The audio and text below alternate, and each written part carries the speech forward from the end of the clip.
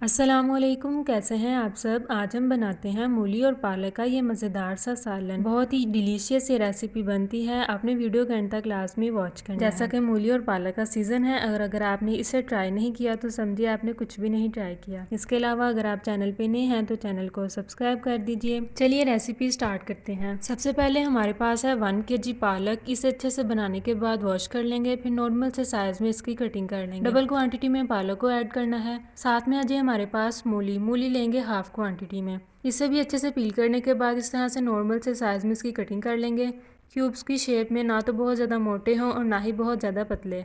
अब हम करेंगे पालक को बॉईल। इसके लिए मैंने एक बर्तन के अंदर पानी को अच्छे से गर्म कर लिया है। अब इसमें सारी पालक को ऐड करके सिर्फ 10 मिनट के लिए बॉईल होने के लिए छोड़ देंगे।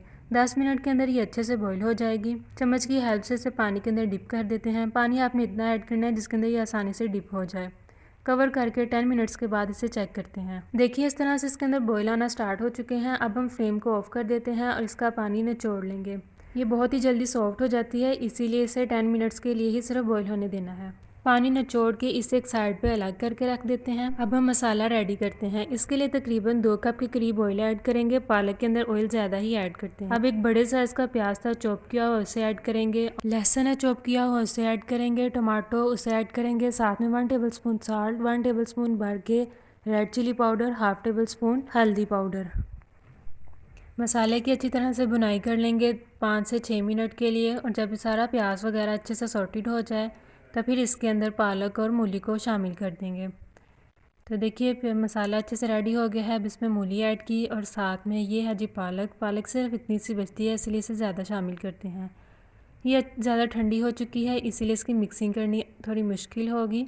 तो अच्छे से इन सबको मिक्स करके कवर करके लो फ्लेम के ऊपर पकने के लिए छोड़ देंगे। मूली अपने पानी के अंदर खुद ही गल जाएगी। तकरीबन इसे 15 मिनट्स के लिए ही गलने के लिए छोड़ देंगे और उसके बाद इन्हें चेक करते हैं। आप देखिए 15 मिनट हो चुके हैं, तो इसके अंदर कितना ज़्यादा पानी आ गया है, इसीलिए आपने इसके अंदर पानी ऐड नहीं करना। इसे एक दफ़ा मिक्स कर लेते हैं। और इस टाइम पे अभी मूली कच्ची है, इसीलिए इसे दोबारा कवर करके गलने के लिए छोड़ देंगे। मूली को सिर्फ इतना गलाना है कि ये बिल्कुल अलग अलग रहे, गुली ना बन जाए। तो इसीलिए जब ये अच्छे से गल जाए हाथ के साथ चेक कर लेंगे, फिर फ़ौरन ही इसकी बुनाई स्टार्ट कर देंगे। तो देखिए अब इसे 15 मिनट्स अगेन हो चुके हैं पकते हुए। हम इसे चेक कर लेते हैं। ये गल चुकी है, तो अब हम इसकी भुनाई करेंगे हाई फ्लेम पे। ये थोड़ी स्पाइसी हो तो तभी मज़े की लगती है। इस टाइम पे आपने स्पाइसी चेक कर लेने हैं। ये ज़्यादा मज़े की तब लगती है जब इसके अंदर पालक ज़्यादा हो और मूली कम हो। आपने इस रेसिपी को ज़रूर ट्राई करना है। तो देखिए मोस्टली इसका पानी ड्राई हो चुका है। अब हम इसे डिश आउट करते हैं और इंजॉय करते हैं। इस तरह की ईजी और सिंपल कुकिंग वीडियोज़ के लिए मेरे चैनल को सब्सक्राइब कर दें। इंजॉय कीजिए। अल्लाह हाफिज़।